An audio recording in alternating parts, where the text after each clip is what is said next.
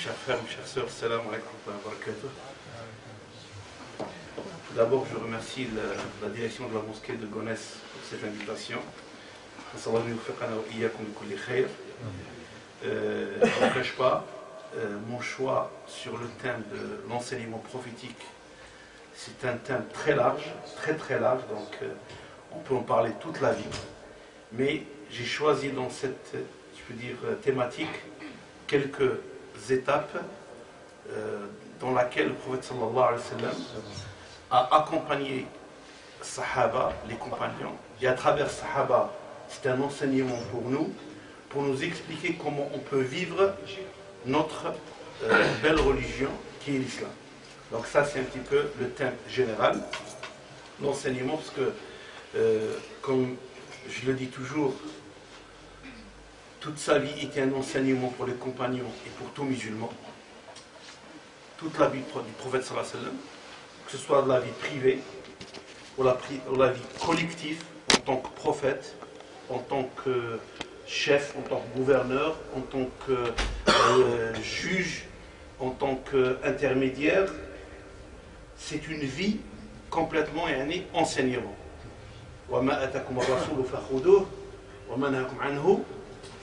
Ce qu'il vous a enseigné le prophète, prenez-le, et ce qu'il vous a ordonné de le délaisser, laissez-le. Aussi, c'est un enseignement objectif. Il n'avait aucun intérêt personnel dans la da'wah. Il n'a jamais pensé en enseignant, en compagnon, qu'il attendait un intérêt de qui que ce soit. Le prophète sallallahu alayhi wa sallam, quand il intervenait, que ce soit à Mecca ou à Médine ou ailleurs, parce que c'était sa mission. C'était le prophète sallallahu alayhi wa sallam. C'était le musulman, c'était le da'iya qui voulait du bien à tout le monde. Donc, il n'attendait aucun intérêt. Ni quelqu'un pour le pistonner, ni un poste, ni une maison, ni une voiture, ni quoi que ce soit.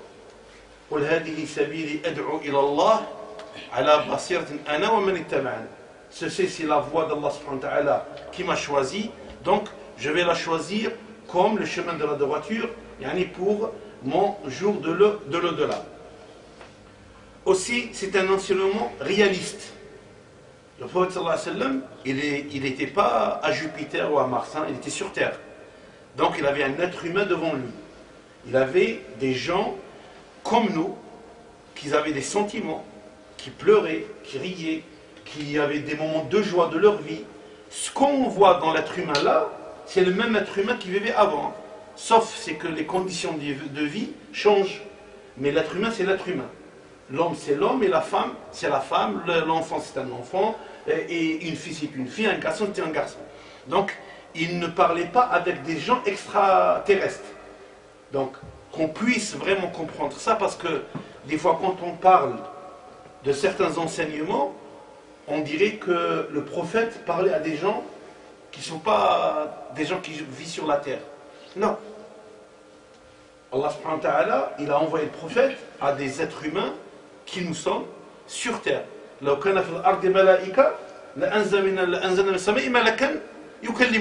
S'il y avait des anges qui vivaient comme nous, Allah allait envoyer un ange. Mais il a envoyé un homme, un être humain qui a les mêmes sentiments que nous, qui peuvent avoir du chagrin, qui va avoir de la joie, donc comme tout un être humain, parce que c'est ça la réalité du message. Et répondre dans la situation vécue dans laquelle la société est perdue, tous les jalons de justice et de l'humanité. La situation avant la prophétie. Si on voit Allah a envoyé le Nabi fi Mecca. Donc c'est des êtres humains qui vivaient dans une société, dans une ville qui s'appelle Mecca. Comme nous vivons à Paris, ceux qui vivent à New York, l'autre à Moscou, les autres à Sydney. Chacun vit dans un pays, dans une ville. Donc on est des êtres humains, on vit dans une société, quelle que soit cette société. Sauf que l'être humain, comme j'ai dit, est toujours le même. Le mal et le bien, c'est toujours le même, mais il prend plusieurs formes. Le bien peut prendre plusieurs formes. comme le mal peut prendre plusieurs formes. Et Ja'far ibn Abi Talib, devant le roi de l'Abyssinie, roi Négus, il a décrit la société mécoise yani, dans ses grands traits. Vous connaissez un petit peu l'histoire, quand les Sahaba ont immigré vers l'Éthiopie, وقال لهم اذهبوا إلى الحبشة فإن بها ملكا لا يظلم عنده أحد. Allez en Éthiopie, on est en Abyssinie à l'époque, s'appelait, donc il y a un roi là-bas, donc il y a de la justice chez lui, allez-y. C'était pas des musulmans, c'était des chrétiens. Parce que des fois on pose la question, oui, moi je suis musulman, dans cité chrétienne. Non. On va voir à travers cette présentation comment le prophète sallam a accompagné les Sahaba pour comprendre cette belle religion dans la finalité. Parce qu'il ne faut pas rester un petit peu dans le cadre et dans quelques détails, parce qu'on ne peut pas vivre à Mecca parce qu'on est à Paris, on ne peut pas ou à Alger, ou à Rabat, ou à Fès, ou à Munich. Donc on ne peut pas vivre ailleurs. On vit où Allah subhanahu wa ta'ala nous a créés, où nos enfants sont nés. Donc, Ja'far radiallahu anhu, quand il parlait, il décrivait la société mécoise, mais en même temps, il décrivait ce prophète, comment il est. Parce que le roi Négus ne connaît pas le prophète sallallahu alayhi wa sallam.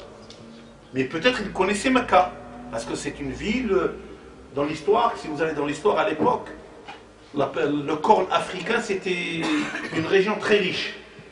Donc ils ont envoyé pas mal de cavernes pour faire le commerce vers la péninsule arabique.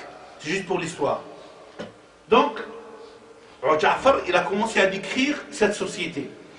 فقال رضي الله عنه كنا قوما أهل جاهلية. D'abord, il a décrit la société. Une société où nous vivons dans une société sans repère. Quand on dit Abud al-Asnam, c'est qu'il avait ses repères, la foi n'était pas une foi correcte, saine. Donc, il a al-Asnam, adoration des statuettes, des esprits, des planètes et d'autres tout objets. Il y avait des tribus qui adoraient Jupiter ou je sais pas Mars, d'autres qui adoraient des arbres, d'autres qui adoraient des statuettes. Chacun avait son dieu, comme lui il avait. Société sans règle de moralité. كما قال رضي الله عنه ونؤتي الفواحش كل الفواحش يعني السرقة يعني الحرام نؤتي الفواحش. Vivre dans le mensonge, c'est une société où les médias à l'époque, il n'y avait pas les réseaux sociaux ni internet, mais le mot média, il y a ceux qui transmettaient l'information. Il y avait toujours du mensonge, sans règles, individualiste, une société que chacun vivait que pour lui. Oui, c'est mon projet. C'est mon affaire. Tout le monde crève. Je ne cherche pas à comprendre. Sans respect du voisinage. كما كان يعني يقول جعفر عنه يعني حتى dans l'histoire il y a des gens qui quand ils sortaient aller en voyage, quand ils revenaient, ils ne pensaient pas qu'elle allait trouver sa famille dans la même maison. Pour lui, soit ils sont morts, soit ils sont déportés, soit... Donc il n'y avait pas de cette vie de société. Une société qui vivait dans les guerres intertribales. Un tel, la famille un tel avec la famille un tel. Où il a dit même, Al-Qawi akul al-Dha'if, celui qui avait les moyens financiers, il avait les moyens de pouvoir, il avait les moyens économiques, il avait les moyens de lien, des connaissances, eh bien, il écrasait ceux qui n'avaient rien. Et quand on commence à décrire une société comme ça, ben, chacun de nous peut se mettre de côté et réfléchir et dire la société actuelle, comment nous vivons. comment nous vivons. Malgré qu'il y a 14 siècles. Parce que le mal, c'est toujours le même, mais il change juste de forme. Et le bien, toujours le même, mais il change juste de forme. En parallèle, il décrivait le prophète sallallahu alayhi wa sallam. Un homme que nous connaissons, il est respecté et respectueux. Un homme de confiance, intègre, quelqu'un de bien, plein de bonté. Donc, il décrivait la société et il décrivait le personnage pour donner une idée, une image à ce roi que ce monsieur qui est venu, c'est pour changer quelque chose. Il n'est pas venu pour son bien, pour... appelle à adorer l'unique créateur de l'homme, des cieux et de la terre.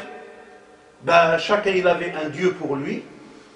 Ben, le prophète sallallahu alayhi wa sallam, liyad'una li'ibadatillahi al-wahid al-qahhar. Apprendre à vivre sainement.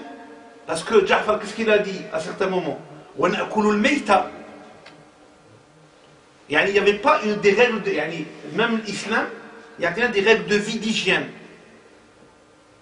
Donc, on a le meïta. Et même maintenant, à notre époque, dans ceux qui connaissent un petit peu les règles de la qualité et d'hygiène, c'est interdit de manger le meïta, parce que sa viande n'est pas saine. Être un homme de parole et respecté. Quelqu'un qui n'a jamais menti. Au contraire, il était le centre de toutes les grandes personnalités quand il avait un problème, où il y avait des choses pour voir, donc entre les gens, il venait le voir pour demander conseil. Ou même, il était, si vous voulez, comme une caisse de dépôt. Quand les gens partaient en voyage longue durée, et il avait peur pour leur bien, de valeur, ben il venait le voir pour déposer chez le prophète sallallahu alayhi wa sallam.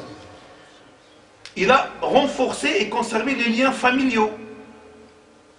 Donc, il a parlé toujours que c'est la famille qui protège cette personne.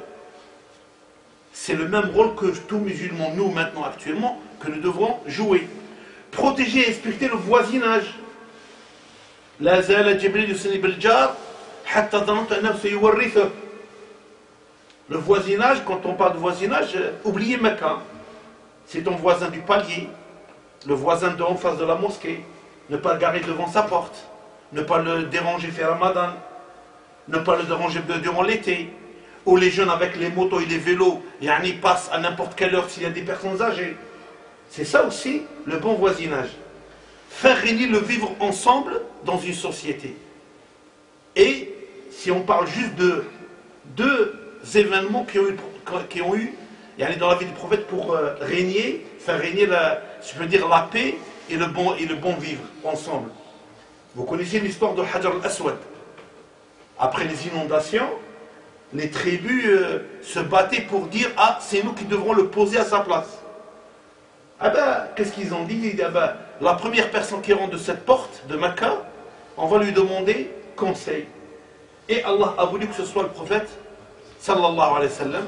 Qu'est-ce qu'il a fait? Il a enlevé son barnous ou sa'baya, il a posé par terre, il a posé la pierre dessus, et il a appelé à chaque chef de tribu pour leur dire, tenez, chacun tient un bout et soulevez-le ensemble, et c'est lui qui l'a posé à sa place. Ça, imaginez-vous s'il n'avait pas cette idée. Ben, combien de sang combien de personnes, de cadavres qui vont tomber, combien de familles qui vont être endeuillées. Donc c'est des choses qu'il faut voir, il ne faut pas juste voir l'acte sur place.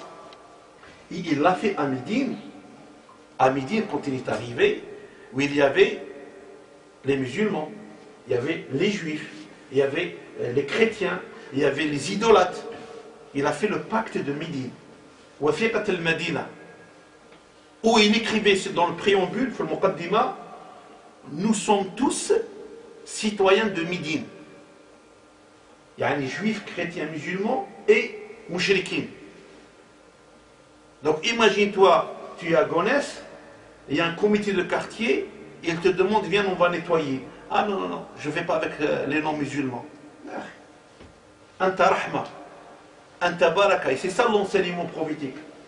L'enseignement quand tu nous dit, sois quelqu'un de bien, sois une source du bien, mais ne sois jamais une source de mal. Aussi, c'est une société sans justice sociale, économique et humaine. Les gens, quand les commerçants venaient, donc les commerçants vendaient au prix fort, les pauvres n'avaient pas de quoi manger, et le prophète sallam, il a fait tout pour que ce soit une justice. Et là, je raconte juste deux histoires. Le premier cas, c'est un cas social, où le prophète sallam était le premier qui a créé un centre d'aide sociale, pour que je puisse m'expliquer. À la mosquée Médine, à l'arrière de la mosquée, il y avait une cinquantaine de sahabis qui n'avaient personne, il n'y avait aucun lien familial, aucune source, et ils étaient des SDF. Je m'exprime comme ça pour un petit peu comprendre les concepts dans lesquels on vit. Le prophète, il leur donnait à manger, à boire, et il prenait soin d'eux. Un centre social, comme on appelle ça maintenant, un centre d'accueil de jour, le prophète, il l'a fait à l'époque. Et ça aussi, c'est un enseignement que le musulman, quand il peut aider les personnes qui n'ont pas les moyens, qu'il le fasse. Et là, ayyuhal ahbab, il y a une question qui se pose généralement: pourquoi Allah a envoyé le prophète sallallahu alayhi wa sallam? On fait un peu d'échange. Le jeune homme là au fond. Pourquoi le prophète a envoyé le prophète sallallahu alayhi wa sallam? Toi, à côté. Barakallahu fik, c'est pas grave. Barakallahu fik. لقد من الله على المؤمنين إذ بعث فيهم رسولا منهم يتلو عليهم آياته ويزكيهم ويعلمهم الكتاب والحكمة وإن كانوا من قبل لفي ضلال مبين. Allah a accordé aux croyants sa grâce en envoyant vers eux un messager issu d'eux-mêmes, chargé de leur lire ces versets en vue de leur promouvoir leur vertu, de leur apprendre les Écritures et la sagesse, bien qu'ils fussent auparavant dans un égarement manifeste. Allah a envoyé le prophète sallallahu alayhi wa sallam pour faire connaître qui est Dieu, pour les enseigner et pour les accompagner à vivre dans cette vie d'une manière digne, comme être humain et non pas comme des animaux. يزكيهم ويعلمهم الحكمة وإن كانوا من قبل في ضلال مبين. Il était égaré, ils étaient égarés, nous étions égarés, chacun de nous ici, il a un parcours, il était égaré, ولكن من الله عليه. Allah l'a aidé à revenir vers lui grâce à sa bonne intention avant tout. Parce que rappelez-vous des bienfaits d'Allah sur chacun de nous. On était tous quelque part ailleurs. Et là, aujourd'hui, on est dans cette mosquée. Au même moment, il y a des gens qui sont ailleurs, qui font d'autres choses. Donc, on n'est pas des juges. Comme nous, on était quelque part comme eux qui sont maintenant, qu'Allah subhanahu wa ta'ala les guide vers le chemin de la droiture, où ils seront peut-être, Inch'Allah, mieux que nous.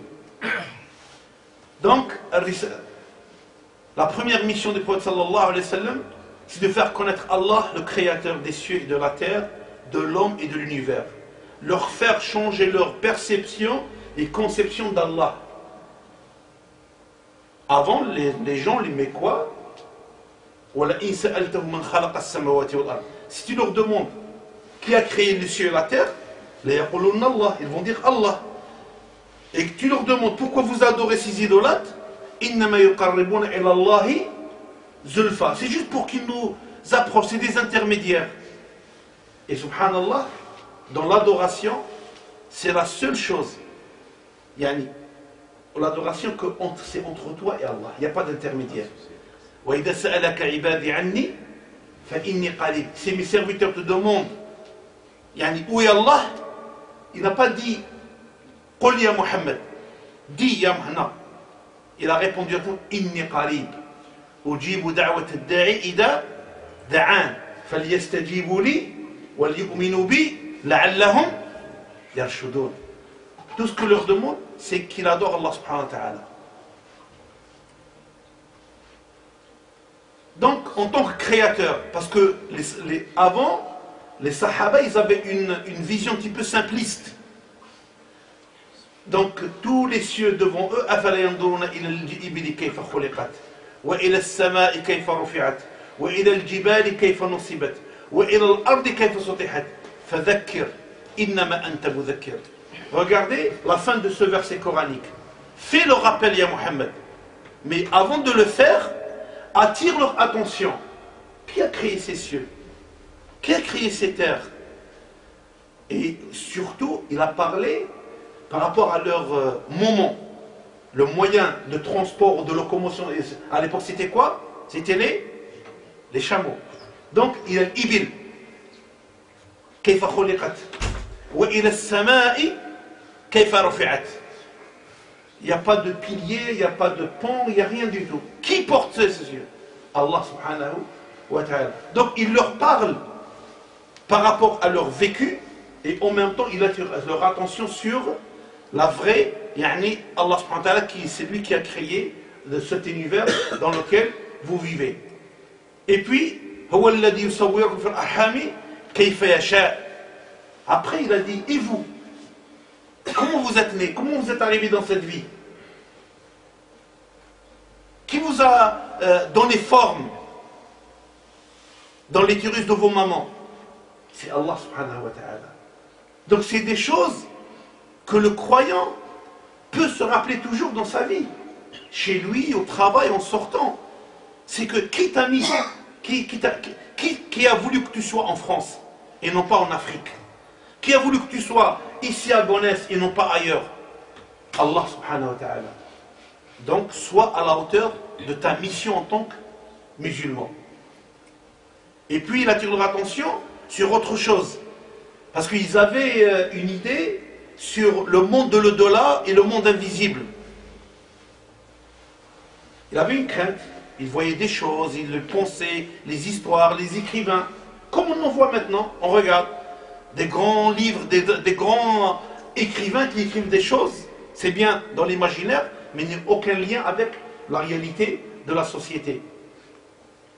Inna Allah la yakhfa alayhi shay'un fil ardi wala fis sama'. Fais ce que tu veux.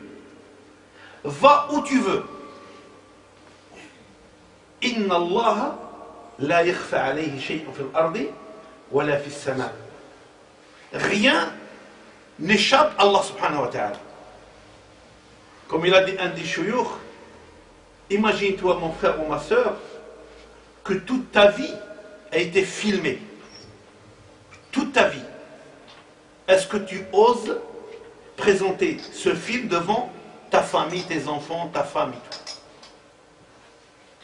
Allah non. Eh bien rappelle-toi que le jour du jugement dernier, tous les registres, ما يلفظ من قول إلا لديه رقيب عتيد يوم لا ينفع مال ولا بنون إلا من أتى الله بقلب سليم. Et في سورة الكهف يقول المولى عز وجل بسم الله الرحمن الرحيم البر الذي الحي بقيت سخر الله بك ثواب خير أملا ويوم نسير الجبال ترى الأرض بارزة فحجرنا في المعاد فلم نعاد جبال أحدا وعرضوا على ربك صفا لقد جئتمونا كما خلقناكم أول مرة. لقد جئتمونا كما خلقناكم أول مرة. قالوا ما لهذا الكتاب لا يغادر صغيرة ولا كبيرة إلا أحصاها. Mon frère, mon père, mon fils, chaque acte que tu vas faire, chaque parole que tu vas prononcer, revois tes calculs avant de dire ou de faire quoi que ce soit. Tu les fais pourquoi? Et qu'est-ce que tu attends, yani, de ton geste?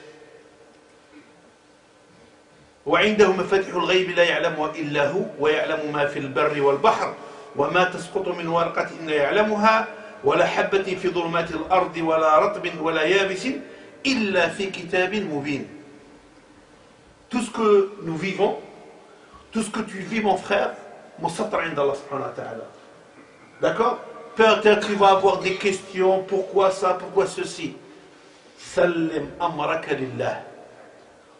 Sallim amraka lillah. Mets ton destin entre les mains de ton Créateur. Pose la question par rapport à ce que tu dois faire toi. Ne pose pas la question à Allah comment il va faire. Ne pose pas la question. Parce que là, tu vas rentrer dans une rhétorique et tu vas dire que je vais tester Allah. Pas de test avec Allah subhanahu wa ta'ala. كما قال في الحديث القدسي عبدي إذا سلمتني فيما أريد أعطيتك ما تريد وإذا لم تسلم لي فيما أريد أتعبتك فيما تريد ولا يكون إلا ما أريد. Donc fais tes calculs, fais ce que tu veux. Ben, ce qu'il a voulu Allah subhanahu wa ta'ala à toi. Des fois tu dis oui, pourquoi j'ai pas ça? Ben, peut-être Allah a voulu pour toi ça. Parce qu'il sait s'il te donne quelque chose autre, ah ben, tu vas être une autre personne. Tu vis moyennement, avec un salaire moyen, avec des enfants et tout. Tu vois tout le monde, ils ont ce qu'ils ont. Pourquoi j'ai pas comme les autres? Ça ne veut pas dire qu'Allah n'aime pas le respect. Attention. Mais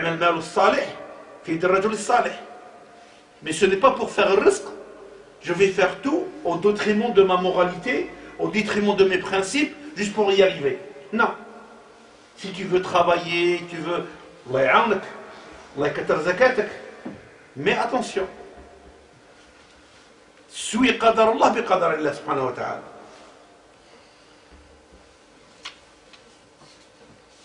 Donc, la finalité de faire connaître Allah subhanahu wa ta'ala, une meilleure connaissance d'Allah, que le musulman doit connaître son créateur. Allah n'est pas, et il ne peut pas être limité à une statuette, un esprit, une planète, ou un animal, ou un homme, ou n'importe quelle forme. Imaginez pas l'être humain.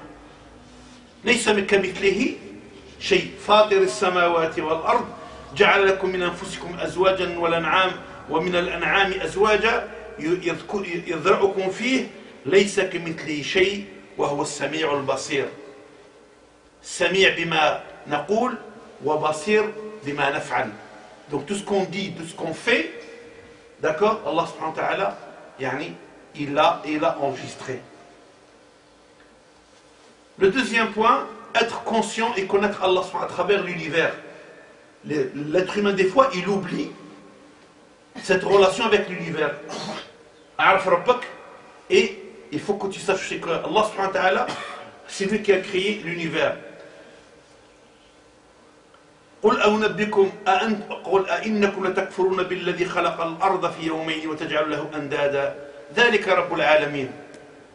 Parce que quand il parlait le prophète avec eux sur Allah, ils donnaient tous les arguments. Ils avaient 365-70 statuettes autour du Kaaba. Donc ils parlaient avec eux, mais est-ce que ces statuettes peuvent créer les cieux, peuvent créer la terre, peuvent créer telle chose, un animal? Donc ils disaient non. Pourquoi vous les adorez? Donc ils voulaient attirer leur attention que ce créateur unique, comme il t'a créé toi, l'être humain, il a créé aussi l'univers. Ibrahim alayhi salam, ma'an Namrud, qu'est-ce qu'il lui a dit? قال إن الله يعني يأتي بالشمس من المشرق فأتي بها من المغرب. Si tu es assez logique, tu es assez cartésien, eh bien, fais. Non. فلهذا يا الأحباب آيات الله سبحانه وتعالى كثيرة. Donc il y a beaucoup de versets. Moi je me suis limité à certains versets coraniques pour qu'on puisse juste un petit peu expliquer ça.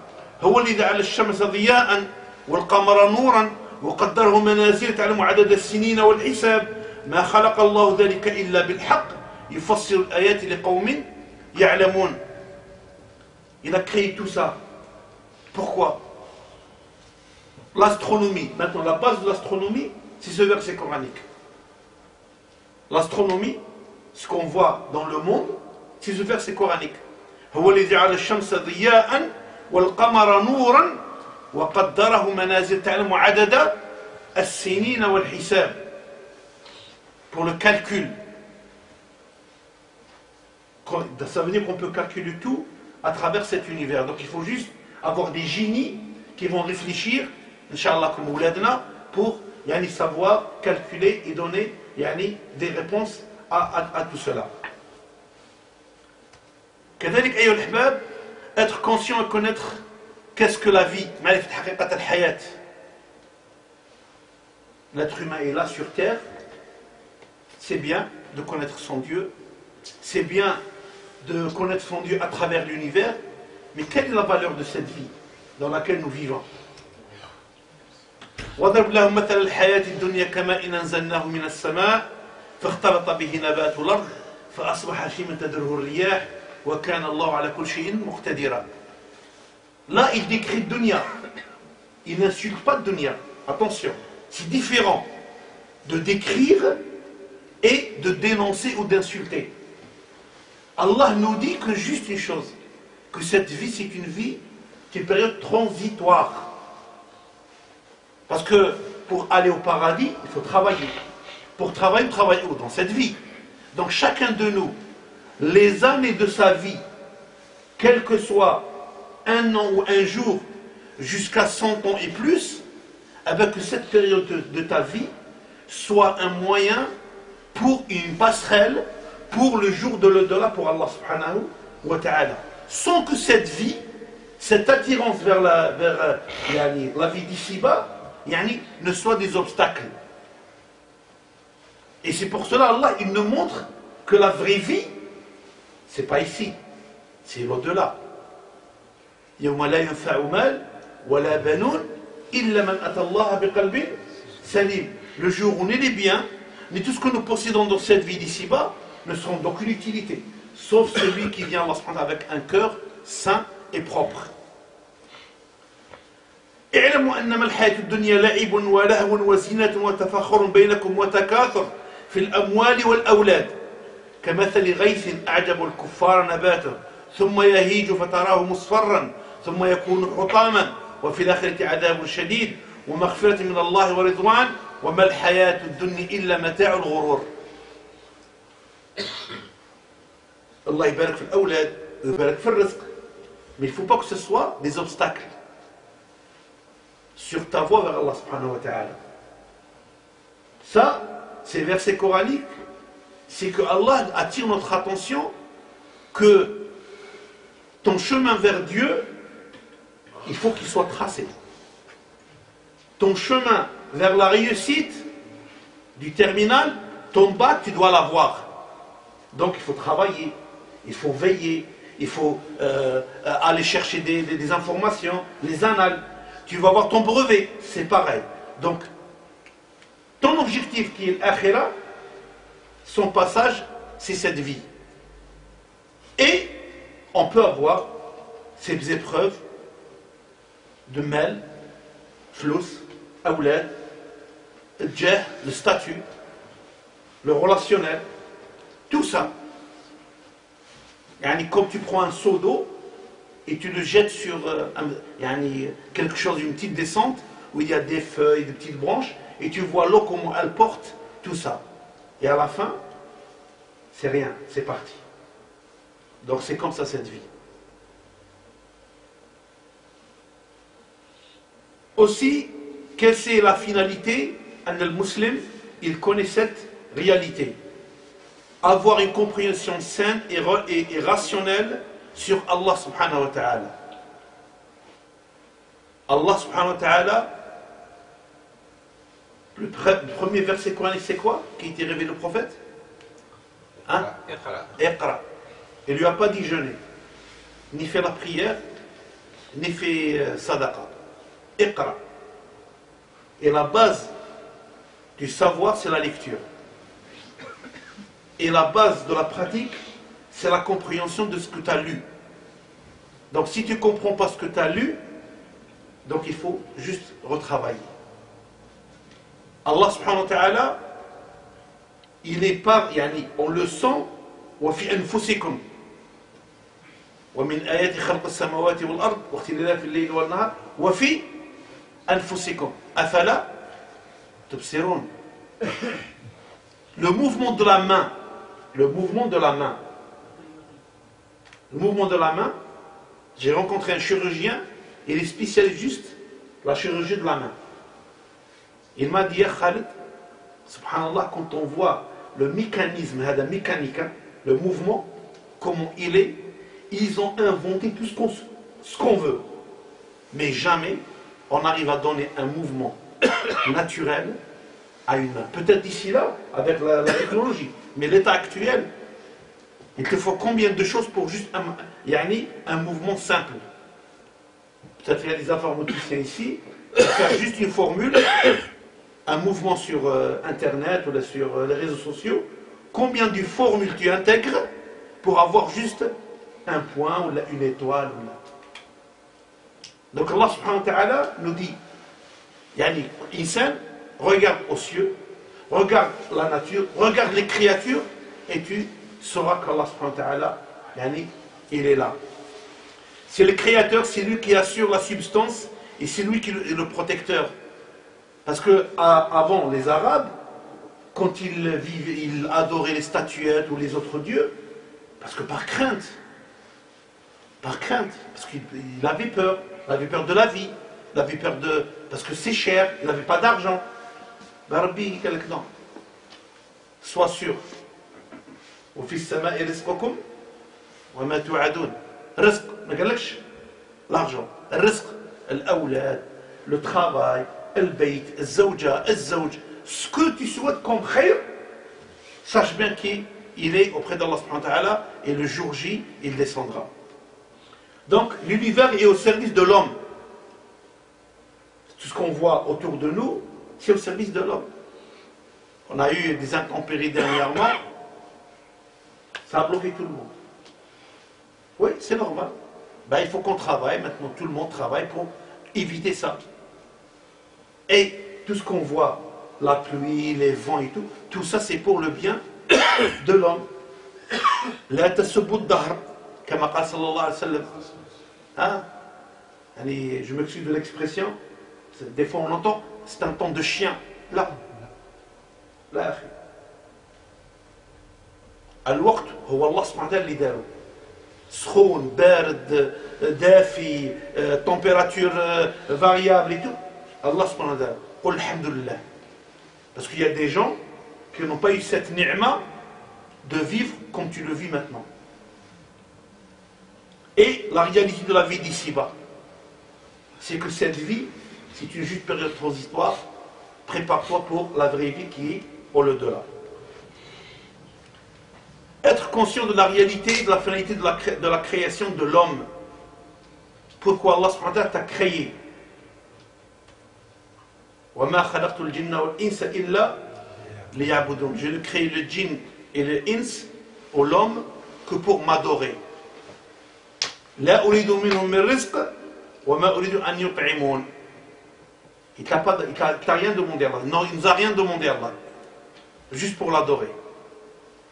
Il ne t'a pas demandé de passer des nuits blanches pour dire comment je fais pour Allah. Là. Occupe-toi juste de toi-même, de ta famille, de tout ce qui est dans ta responsabilité, ça suffit, largement.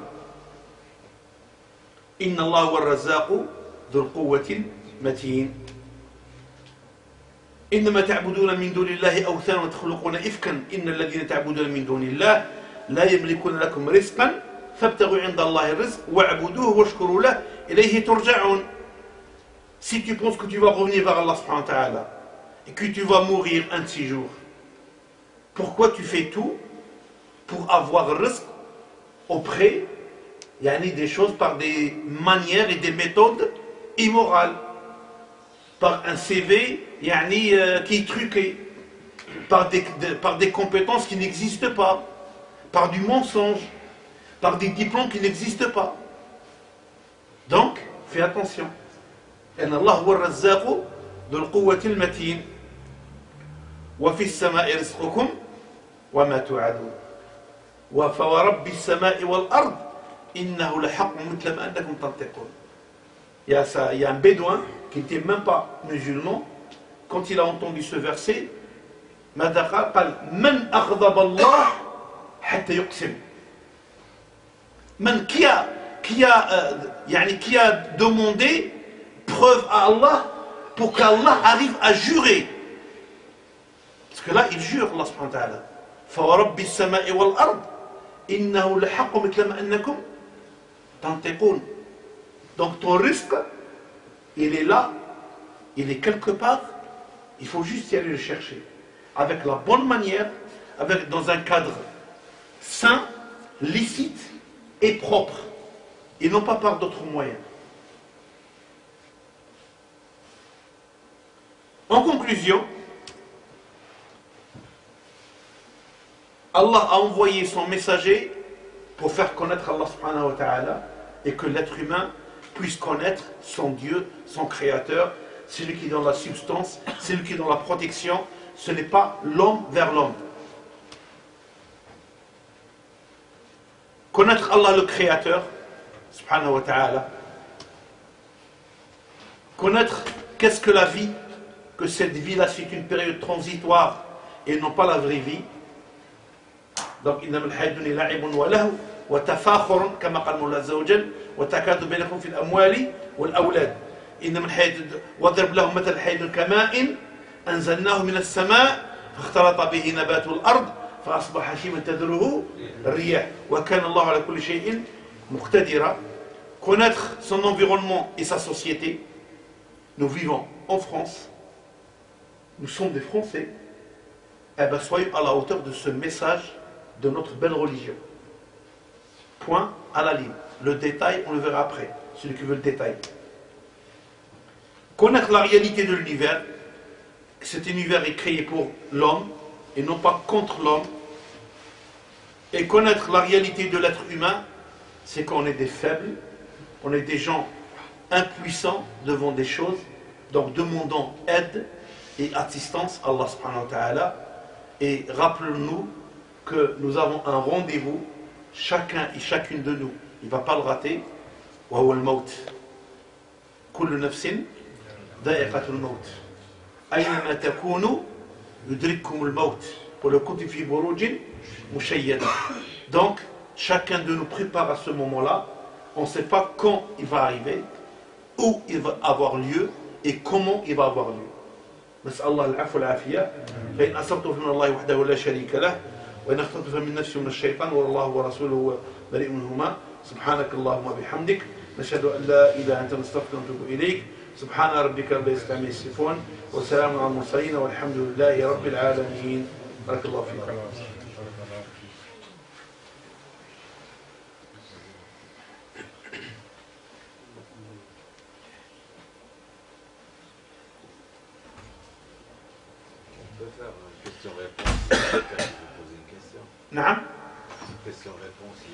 Oui, il a dit, mais je rappelle juste une chose, attention. Je réponds à quelque chose que je connais. Awal. Thaniyan, je ne suis pas un mufti. Que les choses soient bien claires. Je ne suis pas un mufti. Je suis comme vous. J'ai appris. Il y a des chouyours qui m'ont appris des choses. J'ai travaillé sur des thématiques. Je ne suis pas un mufti. Si j'ai une réponse, je la donne. Il n'y a pas de souci. Si je n'ai pas, je peux orienter vers des chouyours, alhamdoulilah, qui ont des compétences juridiques, des compétences et des connaissances de notre société et qui ont de l'expérience, Inch'Allah. Il n'y a pas de souci.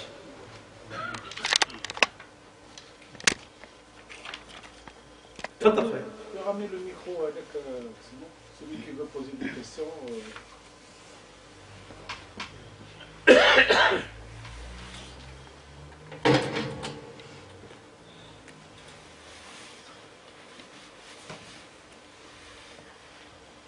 Quelqu'un veut poser une question?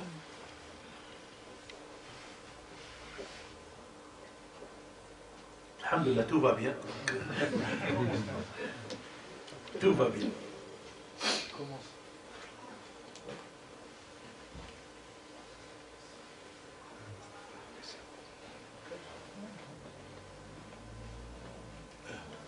Alhamdulillah. Non, ce qui est important, mes frères et mes sœurs, c'est que des fois, on confond des choses avec certaines compréhensions qui n'ont rien à voir avec notre belle religion. Quand on parle du rapport de l'humain vers l'humain, surtout le musulman avec autre, avec son environnement, je vous invite à lire Sira Nabawiya.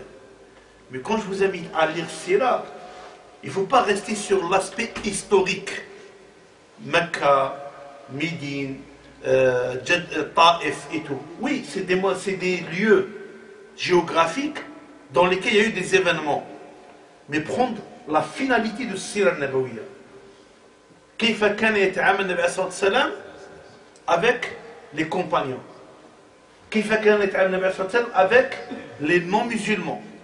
كيف كان يتعامل النبي عليه الصلاة والسلام comment يعني sa relation avec يعني les voisins, avec les juifs, parce que des fois quand on dit le mot juif, il y a des antennes qui se dressent. Non, il n'y a pas de souci. Médine, il y avait je ne sais pas combien de tribus de juifs. Et le prophète, il vivait avec eux en harmonie sans aucun problème. La preuve, le pacte de Médine, il parlait de citoyens médinois. Nahnu ahlul Medina. Il n'a pas dit nous, nahnu muslimin ou ahl kitab. Non.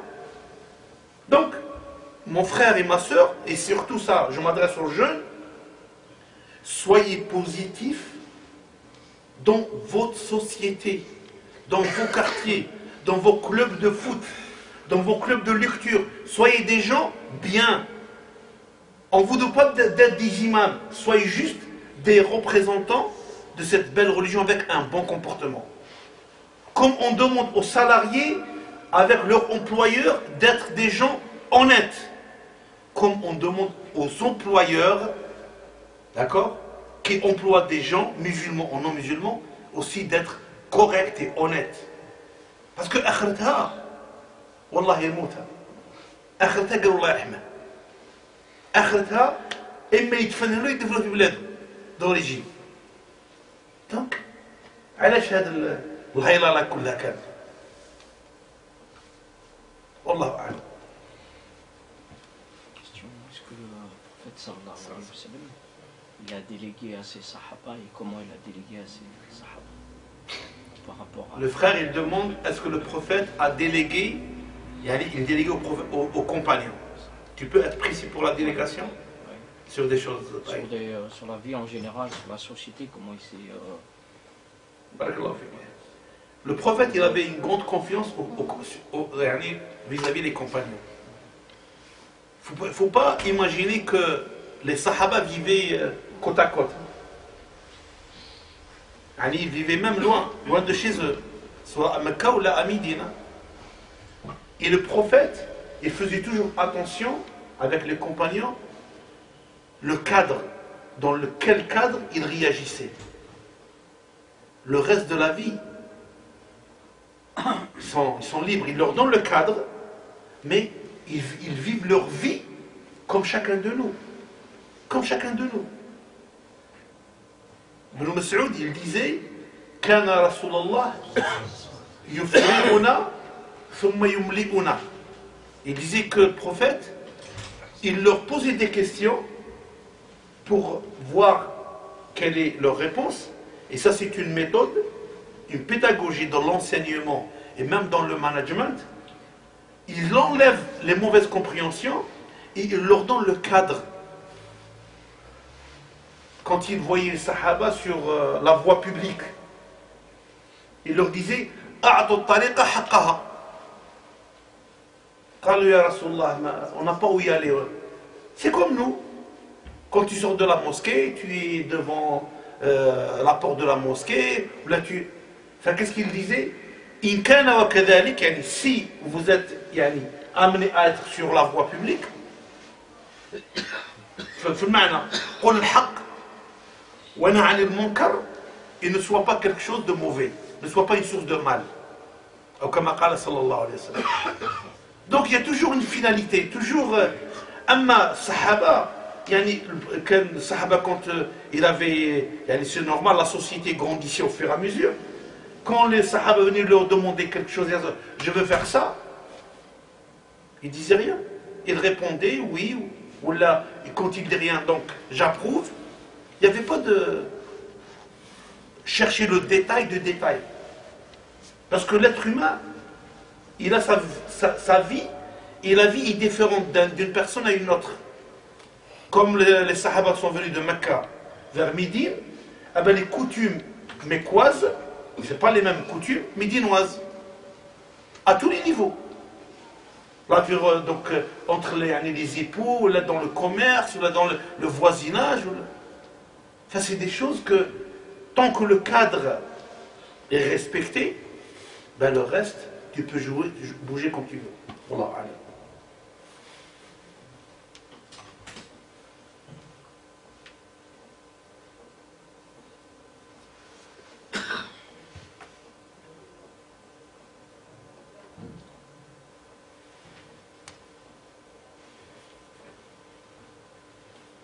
بارك الله فيكم شكر الله لكم جزاكم الله خير أعوذ بالله السميع العليم من الشيطان الرجيم بسم الله الرحمن الرحيم وصل اللهم على سيدنا محمد عبدك ونبيك ورسولك النبي الأمي وعلى آله وصحبه وسلم تسليما طيبا مباركا فيه اللهم اهدنا فيمن هديت وعافنا فيمن عافيت وتولنا فيمن توليت اللهم اقسم لنا من خشيتك ما تحول به بيننا وبين معصيتك ومن طاعتك ما تبلغنا به جنتك ومن اليقين ما تهون به علينا مصائب الدنيا ومتعنا اللهم بأسماعنا وأبصارنا وقوتنا ما أبقيتنا اللهم احفظنا في ديننا واحفظنا في أولادنا واحفظنا في بناتنا واحفظنا في نسائنا واحفظنا في أموالنا واحفظنا من كل شر اللهم احفظنا من كل شر اللهم احفظنا من كل شر اللهم لا تدع لنا في مقامنا هذا ذنبا إلا غفرته ولا هما إلا فرجته ولا مبتلى إلا عافيته ولا مريضا إلا شفيته ولا ميتا إلا رحمته ولا حاجة من حوائج الدنيا لك رضا ولنا فيها صلاح إلا أعنتنا على قضائها ويسرتها برحمتك يا أرحم الراحمين يا رب العالمين اللهم ارحم والدينا كما ربونا صغارا اللهم ارحم والدينا كما ربونا صغارا اللهم ارحم والدينا كما ربونا صغارا اللهم اشف مرضانا ومرضى المسلمين وارحم موتانا وموتى المسلمين اللهم اشف مرضانا ومرضى المسلمين وارحم موتانا وموتى المسلمين اللهم اشف مرضانا ومرضى المسلمين وارحم موتانا وموتى المسلمين وصل اللهم على سيدنا محمد عبدك ونبيك ورسولك النبي الأمي وعلى آله وصحبه وسلم تسليما عدد ما أحاط به علمك وخط به قلمك واحصاه كتابك وارض اللهم عن ساداتنا أبي بكر وعمر وعثمان وعلي وعن الصحابة أجمعين وعن التابعين وتابعيهم وأن معهم إلى يوم الدين سبحان ربك رب العزة عما يصفون وسلام على المرسلين والحمد لله رب العالمين الله بارك الله.